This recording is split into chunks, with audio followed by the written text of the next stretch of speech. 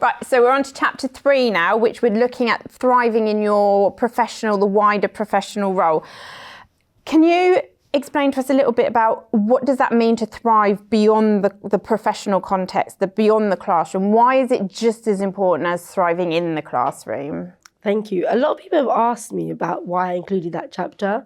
And as somebody who used to be the lead mentor, the professional coordinating mentor of ECTs at Forest Gate, one of the key things I noticed working with a lot of kind of early career teachers is that though they were really building their classroom environment, really thinking about how to develop as a teacher, just as important are those building relationships outside the classroom, because that is what I think helps you stay in the profession.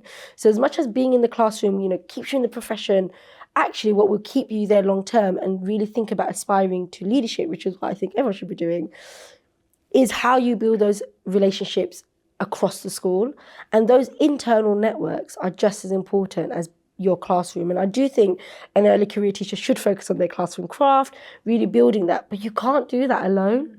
You cannot solely, as a teacher, work on that and develop that in your classroom by yourself, unless you have an internal network that can support you. So that means thinking about yourself in terms of your mentor relationship, thinking about your role in terms of your lead mentor and how you build those relationships with them and within your department, but then also across the school.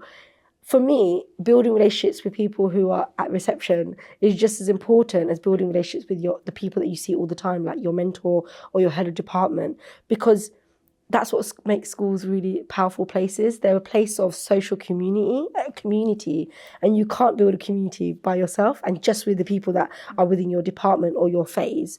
And so I do think that is why I included that particular chapter, because to stay in the profession for as long as you, hopefully for a lifetime, you need to be able to build relationships outside of your classroom to support you develop yourself as a teacher, but also as a leader. And I don't mean leadership in the traditional sense of the word, like people think about it as like SLT, but just leader in the school environment and how you portray yourself. I do think is really important in having longevity in the profession. Mm. So also you talk a lot about the work-life balance, and there's a huge amount in the news and on social media at the moment about work-life balance. How does an early career teacher have a good work-life balance? Because it's so easy to spend hours planning your lessons and marking your books and all those sorts of things. Can you recommend some strategies? Yes.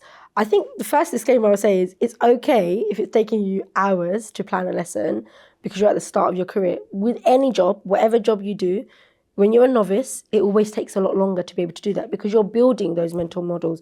You're building that schema within, just like your students are when you're teaching them a new topic. It might take them